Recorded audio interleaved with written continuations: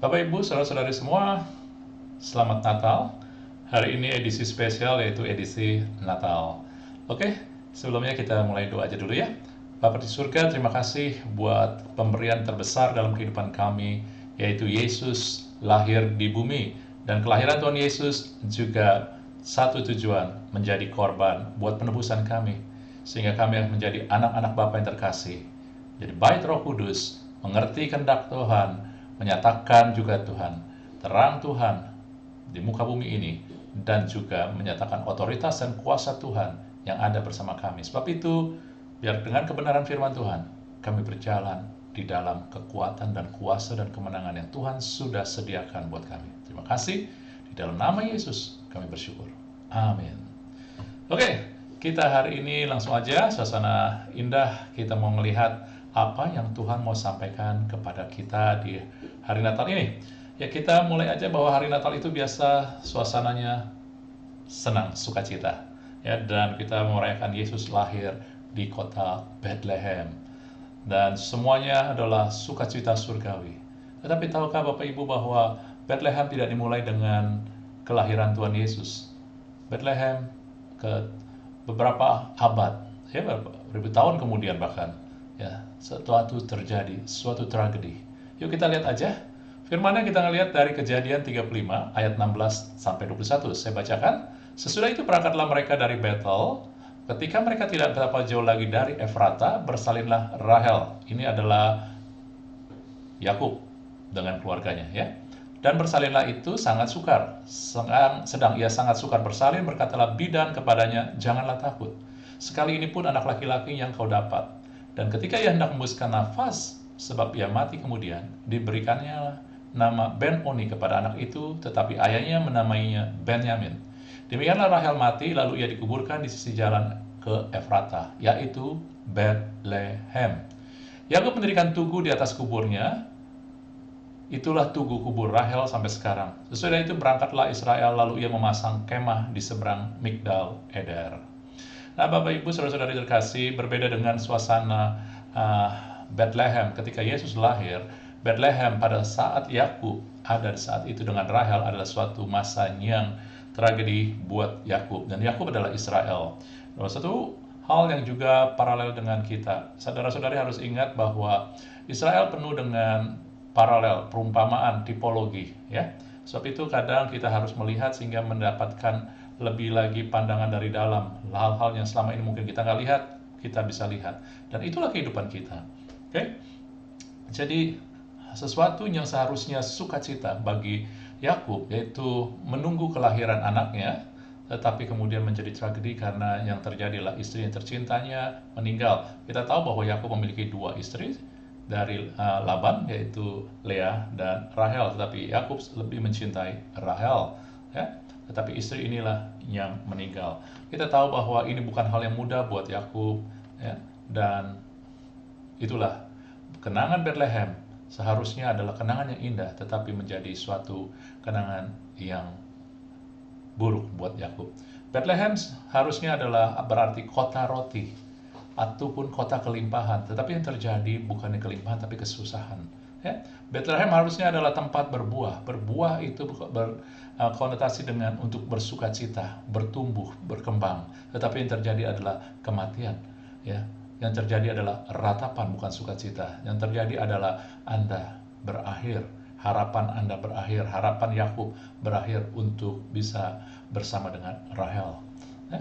Jadi, saudara-saudari, ini bukan tentang Yakub. Bukankah keadaan kita pun hampir sama seperti itu?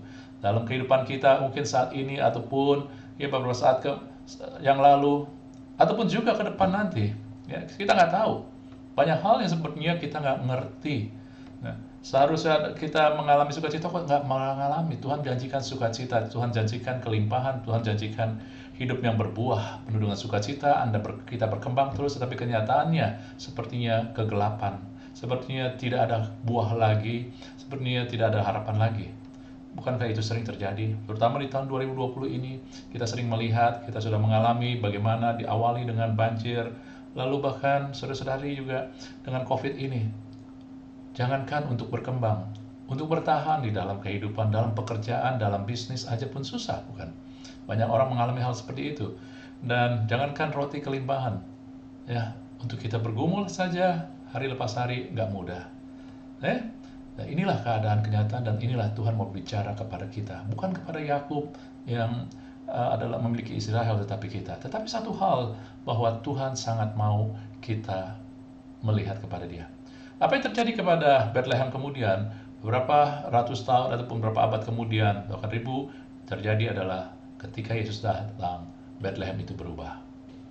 Kita lihat ya dalam Lukas 2 ayat 4-7, demikianlah juga Yusuf pergi dari kota Nazaret di Galilea ke Yudea, ke kota Daud yang bernama Bethlehem, karena ia berasal dari keluarga dan keturunan Daud, supaya didaftarkan bersama-sama dengan Maria tundangan yang sedang mengandung.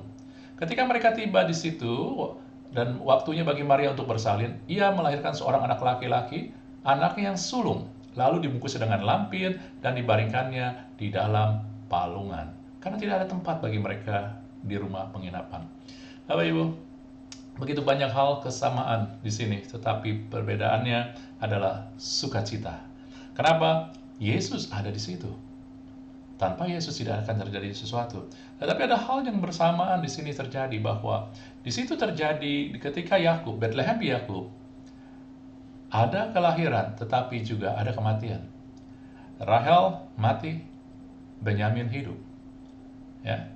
Dan kalau Anda melihat, ini adalah suatu hal yang juga terjadi di Bethlehem ketika Yesus lahir. Mungkin Anda bertanya, waktu Yesus lahir hanya kelahiran saja? Saudara, tidak. Ketika Anda melihat ya, bahwa ketika Yesus lahir, dia dibungkus lampin dan palungan. Nah, Anda harus tahu juga bahwa pada saat itu seekor domba yang melahirkan, ya, domba pria yang pertama, ketika lahir mereka akan langsung dibungkus lampin dan ditaruh di atas palungan. Tujuannya adalah untuk mereka bisa melihat, ya, menyelidiki apakah domba ini cacat atau tidak. Buat apa? Dipersembahkan sebagai korban, ya, di mana bait Allah. Jadi ketika Yesus lahir dibungkus lampin, ditaruh palungan tanpa disadari, dan memang itu suatu hal yang Tuhan atur, dengan kata lain menyatakan bahwa bayi yang lahir ini adalah anak domba Allah yang akan dikorbankan. Bahkan kita tahu bahwa 3 raja dari Majus itu mempersembahkan, salah satunya adalah persembahan mur yang berbicara adalah untuk balsam pemakaman. Jadi kelahiran Yesus sudah memperlihatkan tentang kematian. Jadi di kota Bethlehem di mana Yesus lahir, ada kelahiran tapi juga ada kematian. Kenapa? Karena dalam prinsip firman Tuhan, di dalam ketetapan Tuhan, tidak ada kehidupan.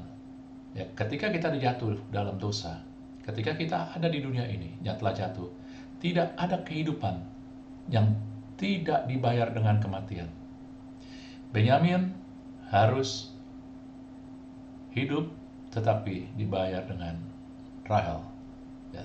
Bukannya Rahel mau, tetapi Tuhan mengajarkan untuk sesuatu, Anda memperlihatkan sesuatu kepada kita dan kita semua. Demikian juga dengan Yesus lahir dan juga untuk memberikan kita hidup, dia harus bayar dengan kematiannya. Dan bukankah suatu kebetulan bahwa nama Rahel adalah biri-biri ataupun domba? Oke? Rahel sendiri berarti katanya domba ataupun biri-biri. Jadi domba ini meninggal, tapi Benyamin hidup. Saudara-saudari, Anda dan saya adalah Benyamin. Kenapa Benyamin? Nanti kita akan lihat, ya, kenapa kita akan menjadi Benyamin. Tetapi intinya adalah Bethlehem Efrata ini kehidupan kita. Bagaimana kehidupan kita yang aturan dimulai dengan Bethlehem, dengan ratapan kegelapan, ya, tanpa harapan, lalu menjadi Bethlehem di mana ada kehidupan, ada sukacita. Lalu juga ada permulaan bagaimana bahwa segala sesuatu yang di dalam Yesus itu akan selalu bertambah-tambah. Amin. Kita bukan akhir, kita terus bertambah-tambah. Itulah. Saudara-saudari, jangan berpikir hanya sekedar materi. Terlalu picik dan terlalu kecil ketika kita hanya bicara materi. Ya, kita nanti ngelihat apa itu. Lalu kita lihat dulu, saudara-saudari, bahwa yang saya menamakan bahwa Bethlehem di mana terjadi tragedi adalah disebut Bethlehem Yakub. Lalu bagaimana kita bisa mengalami Bethlehem Yesus, sukacita, kehidupan, ya, pengharapan yang senantiasa. Yuk kita melihat ya apa yang terjadi. Kembali kita pakai ayat Kejadian 35 ayat 16 31. Kita tahu bahwa Rahel itu mati kemudian dikuburkan di Efrata di Bethlehem, dan bukan suatu kebetulan bahwa Tuhan mengatur segala sesuatu. Contohnya ketika Maria mau melahirkan, dan pada saat itu Tuhan, kenapa bisa di Bethlehem? Karena Tuhan atur.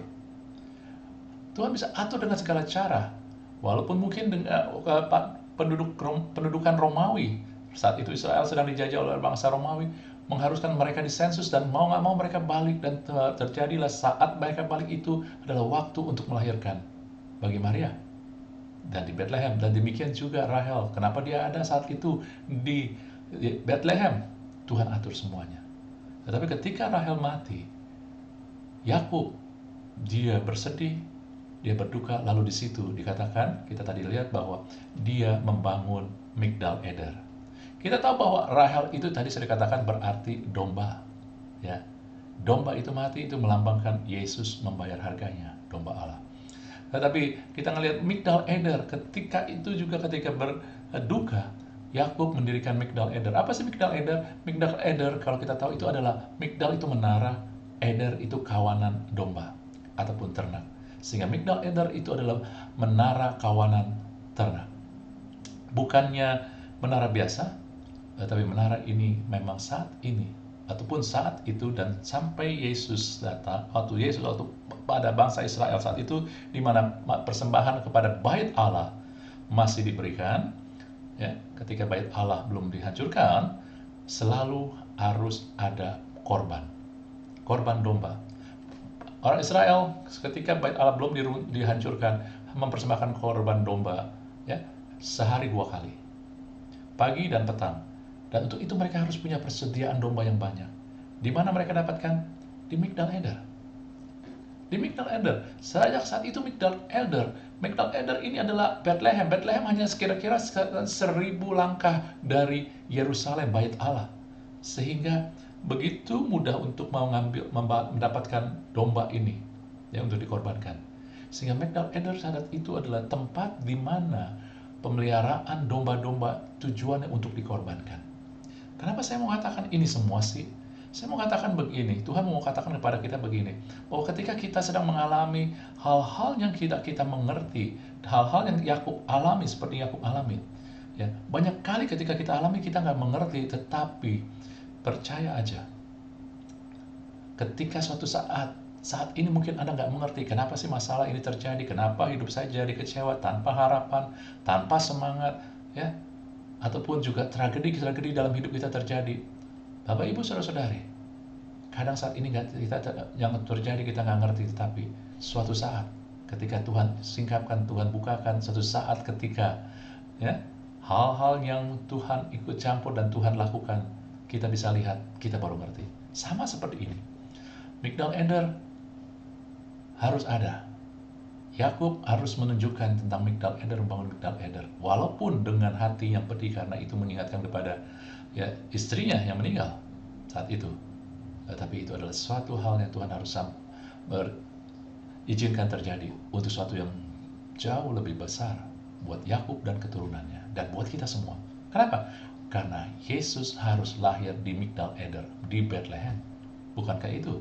Amin. Nah, saudara-saudari, bahwa ini maksudnya apa? Ini maksudnya adalah, saya mau katakan adalah begini, ya.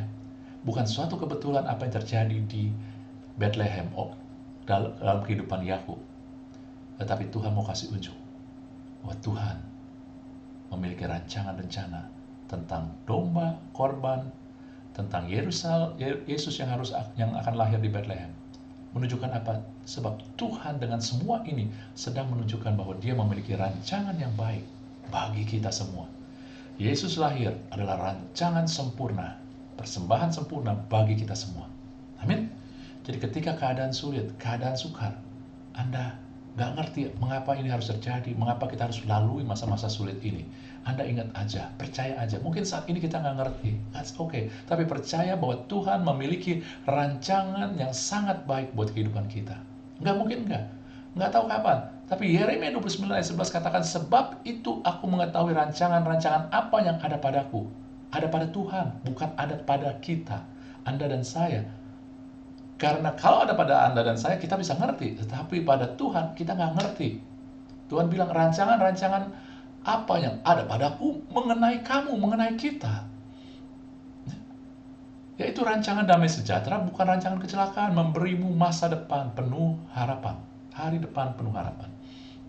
Itu Yeremia 29 ayat 11. Tapi tahukah Anda bahwa satu ayat sebelumnya, ayat 10, inilah yang menyebabkan rancangan 29 ayat 11 terjadi. Sesungguhnya ayat 10 katakan, apabila genap 70 tahun bagi Babel, barulah kamu memperhatikan, barulah aku memperhatikan kamu. Aku akan menepati janjiku kepadamu dengan mengembalikan kamu ke tempat ini. Ayat ini diberikan ketika orang Israel dibuang ke Babel. Orang Israel nggak ngerti mengapa mereka bisa dikalahkan. Kalau Tuhan di pihak kami, kenapa kami bisa dikalahkan? Kami dipermalukan. Mereka diambil dan dibuang, saudara-saudari. Saat itu adalah yang muda-muda dibawa ke Babel, yang tua ditinggalkan. Jadi ada perpisahan dengan keluarga. Bukankah itu menyedihkan? Orang Israel bertanya, Tuhan, what's wrong? Apa yang terjadi? Kenapa Tuhan tinggalkan kami? Ya. Dan Tuhan mengatakan, tenang, aku punya rancangan buat kamu. Sekarang kamu mungkin nggak ngerti. Tapi apabila genap waktunya, saudara, kadang rancangan Tuhan harus menunggu sesuatu waktu Tuhan. Kadang menunggu suatu kondisi tertentu terjadi. Kadang juga merangkai dengan rancangan-rancangan orang lain. Ya. Kadang Tuhan memakai apa yang terjadi sama kita buat orang lain juga. Buat saudara Anda, buat pasangan hidup Anda, buat anak Anda, buat orang tua, buat teman, buat siapapun juga. Kita hidup bukan buat kita aja. Amin. Ya? Nah itu dia. Hari-hari ini ketika Anda nggak mengerti kenapa yang terjadi, Anda tenang aja. Tuhan punya rancangan. Dan Tuhan bilang pada orang Israel, sebelum, bukan mereka sesaat mereka balik dari pembuangan, tetapi saat mereka mau dibuang, Tuhan bilang, aku akan memperhatikan kamu. Dia nggak pernah tinggalin kita. Oke? Nah, kita lanjut aja.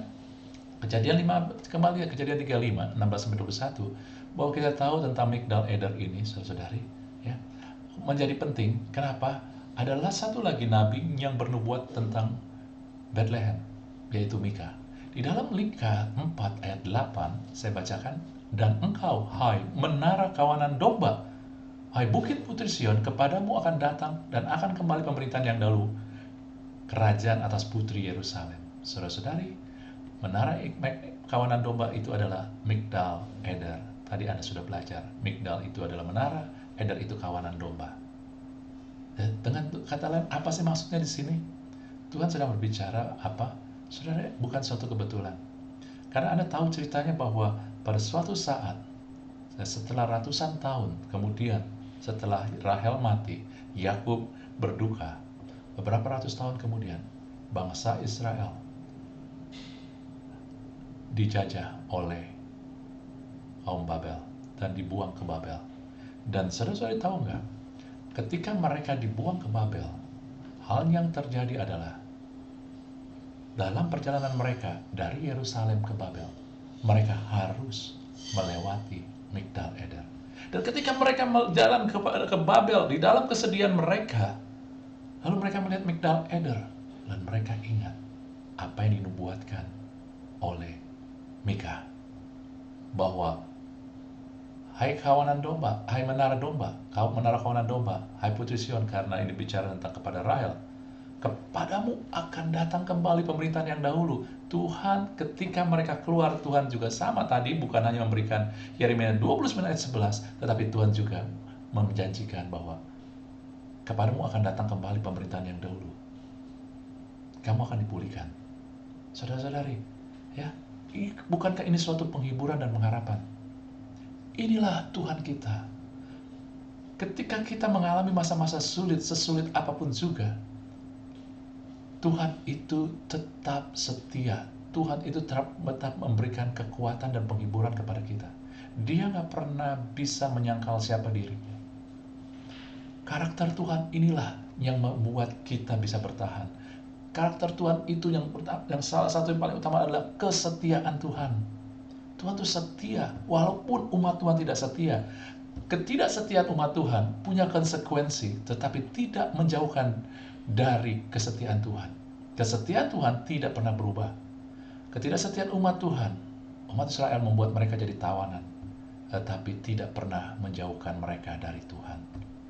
Mereka selalu ada di hati Tuhan, kita selalu ada di hati Tuhan. Amin. Ketika keadaan tidak enak, tidak nyaman, saudara-saudari, ingat, Tuhan itu setia. Gak mungkin dia enggak. Bertahanlah, karena dalam kesetiaan Tuhan akan ada penghiburan, akan ada kekuatan yang datang dari Tuhan. Amin. Nah, kemudian itu dari Tuhan. Lalu dari kita apa sih? Kita ngelihat apa yang terjadi dengan Yakub ya. Ketika Rahel, saudara, melahirkan, dan sesaat sebelum dia meninggal, karena melahirkannya gitu sulit, dia namakan anaknya Ben-Oni. Ben itu anak. Oni dari kata Ani kemudian berkembang juga Oni. Ani itu miskin, Oni itu sengsara, sulit, saudara. Jadi Ben-Oni adalah anak penderitaan, anak kesusahan, karena dia dilahirkan dengan sulit.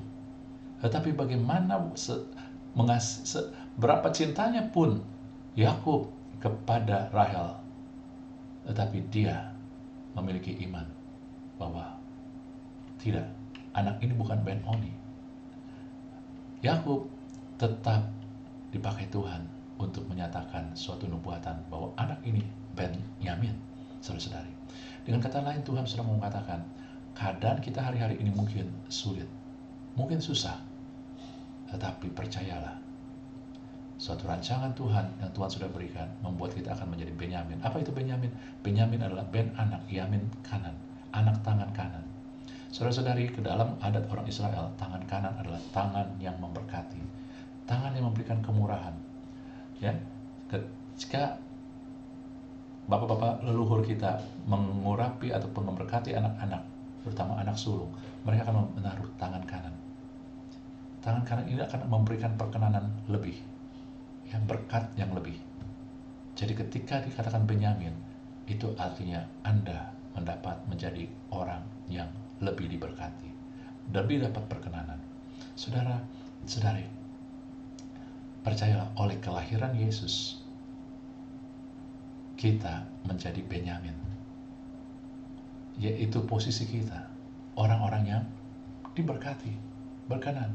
Mungkin ya kenyataannya saat ini kita menderita, sedang sulit, tetapi secara posisi, karena kelahiran Tuhan Yesus, karena sudah dibayar oleh Sang Domba Allah ini, amin, maka kita, posisi kita adalah Benyamin.